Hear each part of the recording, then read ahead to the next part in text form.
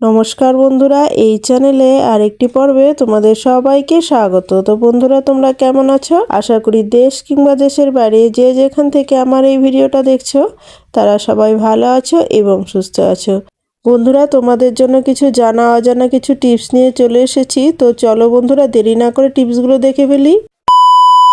বন্ধুরা, আমরা তো প্রত্যেকেই বাড়িতে তালা ব্যবহার করি। আর এই তালাগুলো কি হয়, মাঝে মধ্যে এরকমটা হয় যে তালাগুলো হয়তো লাগানো হলো তো খুলছেই না, এরকমটা হয়।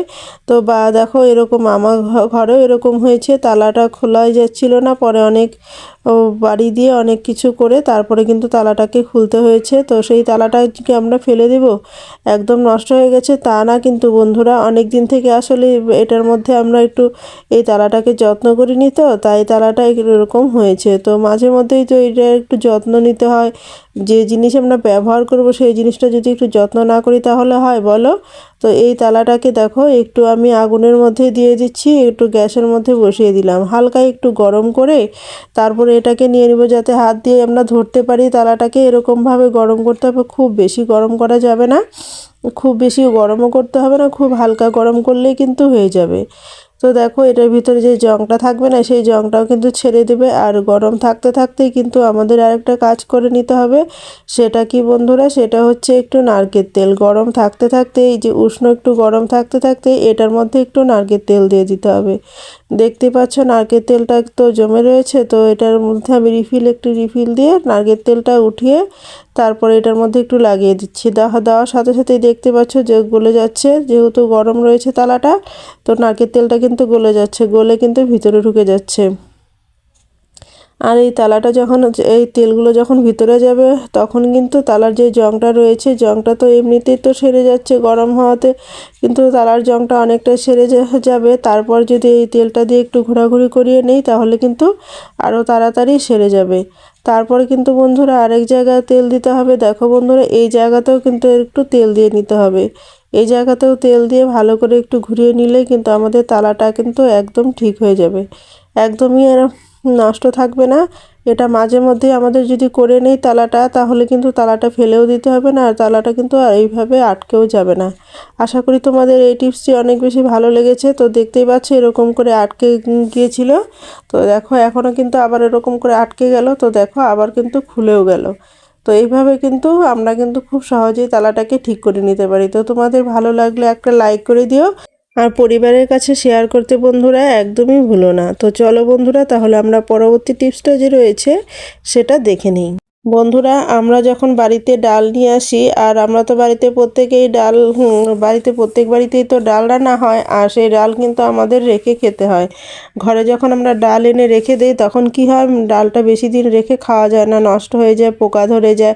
তো কি এমন কাজ করলে পরে সেটা আমাদের পোকাও ধরবে না, আর অনেক দিন ঘরে রেখেও খেতে পারবো, তারই একটি ছোট্ট টিপস তোমাদের কাছে শেয়ার করছি।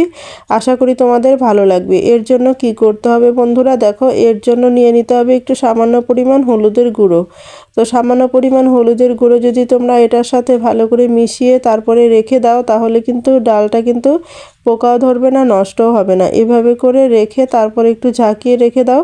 ঝাঁকিয়ে উলট পালট করে ভালো করে যাতে সম্পূর্ণ ডালটার ভেতরে হলুদটা লেগে যায়, তো সেভাবে করে তারপরে যদি তোমরা রেখে দাও তাহলে কিন্তু ডালটা একদমই নষ্ট হবে না। যখন তোমরা ডাল খাবে তখন বের করে নিয়ে আবার এটা ব্যবহার করতে পারবে, কোনো রকমই অসুবিধা হবে না আশা করি।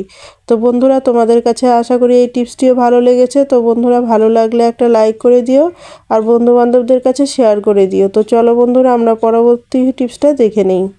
তো বন্ধুরা, আমরা যখন কোনো প্যাকেটে কোনো কিছু নিয়ে আসি তখন প্যাকেটটা কি হয়, প্যাকেটে কেটে হয়তো কোনো কিছুতে রাখা হলো বা খাওয়া হলো, তারপরে আরও বেশি যেই বাড়তি জিনিসটা রয়েছে প্যাকেটের মধ্যেই রয়েছে, তো সেই জিনিসটা আবার ড্যামও হয়ে যায়। খোলা থাকলে তো নষ্টও হয়ে যায় না। তো সেটা কিভাবে রাখবো? তো দেখো, এইভাবে রাখলেও কিন্তু হাওয়া ঢুকে সেই জিনিসটা কিন্তু নষ্ট হয়ে যায়। কিভাবে রাখলে আমাদের জিনিসটা ভালো থাকবে, তো তারই একটি ছোট টিপস তোমাদের কাছে শেয়ার করছি, আশা করি তোমাদের ভালো লাগবে। তো দেখো, এইভাবে যদি তোমরা ভালো করে মুড়ে নাও, মুড়ে নিয়ে তারপরে যে কলমের মুখগুলো রয়েছে অর্থাৎ পেনের যে ঢাকনাগুলো রয়েছে না, সেই ঢাকনাগুলো দিয়ে যদি এইভাবে আটকে দাও তাহলে দেখবে খুব সুন্দরভাবে আটকে থাকবে, এক ফোঁটা হাওয়াও ঢুকবে না, আর জিনিসটা কিন্তু নষ্ট হবে না। কলমের ঢাকনাটাও কাজে লেগে গেল। তো আশা করি তোমাদের এই টিপসটি অনেক বেশি কাজে লেগেছে এবং ভালো লেগেছে। তো বন্ধুরা, যদি ভালো লেগে থাকে তাহলে একটা লাইক করে দিও, আর বন্ধুবান্ধবদের কাছে শেয়ার করে দিও, পরিবারের কাছে শেয়ার করে দিও। তো চলো বন্ধুরা, আমরা পরবর্তী টিপসটা দেখে নেই। বন্ধুরা, আমরা তো কমলা, এই শীতের সিজনে তো কমলা আমরা সবাই খেয়ে থাকি। আর কমলা লেবুর খোসাগুলো তো ফেলেই দেই। তো কমলা লেবুর খোসাগুলো না ফেলে দিয়ে এইগুলো দিয়ে কিন্তু আমরা কাজ করে নিতে পারি।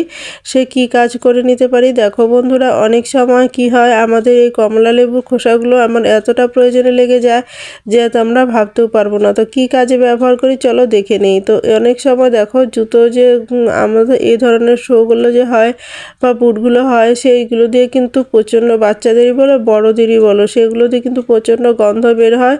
তো সেই বুটের মধ্যে যদি বা জুতোর মধ্যে যদি এরকম করে কমলালেবুর খোসাগুলো দিয়ে দেওয়া যায় তাহলে কিন্তু হয়তো অফিস থেকে এলো বা স্কুল থেকে এলো তখন দিয়ে দিলে, আবার যখন বেরিয়ে যাবে তখন আবার বের করে রেখে দিলে, তো তখন কিন্তু জুতোটার থেকে কিন্তু বাজে যে দুর্গন্ধটা, সেই দুর্গন্ধটা বের হবে না।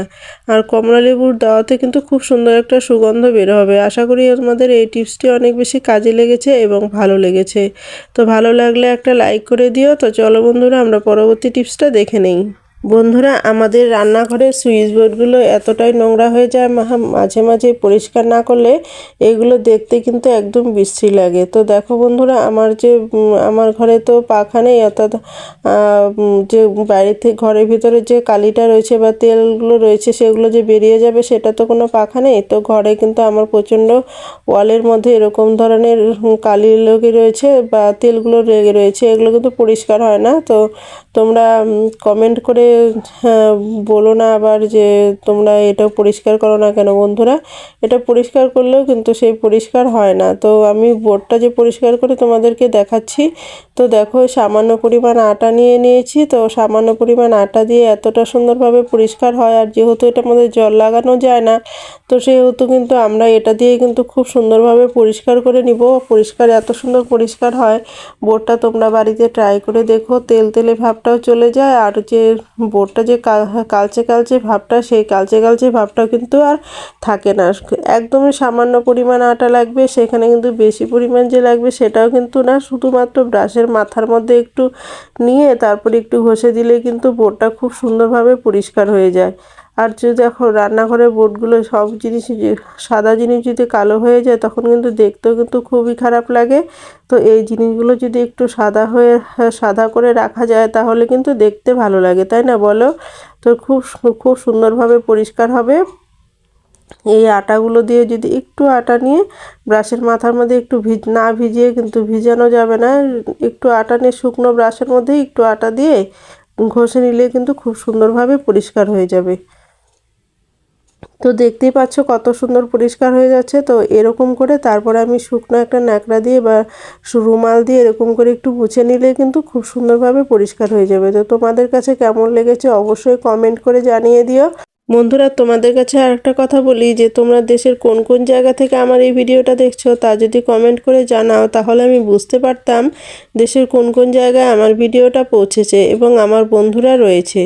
তো অবশ্যই কমেন্ট করে জানিয়ে দিও কেমন হয়েছে আর কোথায় রয়েছে সেটাও জানিয়ে দিও। তো চলো বন্ধুরা, আমরা পরবর্তী টিপসটা দেখে নেই। বন্ধুরা, অনেক সময় হয় কি, আমরা যখন চার্জার থেকে মোবাইলটা বের করি বা খুলি, চার্জার থেকে মোবাইলটা খুলে নেই, তখন কিন্তু চার্জারের যে সুইচটা, সেই সুইচটা কিন্তু অফ করি না। আর সুইচটা যে এরকম করে যদি চালানো থাকে তাহলে কিন্তু আমাদের ইলেকট্রিক বিলটা কিন্তু অনেকটাই বেশি আসে। এভাবে যদি চালানো থাকে তাহলে আমাদের দুর্ঘটনা হবারও ভয় থাকে অনেক। তারপরে আবার এই সময় হয়তো গুড নাইটটা এরকম রয়েছে, গুড নাইটের সুইচটা দেওয়া রয়েছে, গুড নাইটটা আমরা খুলে রাখলাম অথচ গুড নাইটের সুইচটাই অফ করলাম না। এভাবে কি হবে, দুর্ঘটনা হবারও ভয় থাকে এবং ইলেকট্রিক বিলটাও কিন্তু বেশি আসে। বাচ্চারা যদি থাকে, বাচ্চারা গিয়ে হাত লাগানোর ভয় থাকে। তো বন্ধুরা, তোমাদের কাছে কেমন লেগেছে অবশ্যই কমেন্ট করে জানিয়ে দিও। বন্ধুরা, আজ এই পর্যন্ত, দেখা হবে নেক্সট ভিডিওতে, কেমন?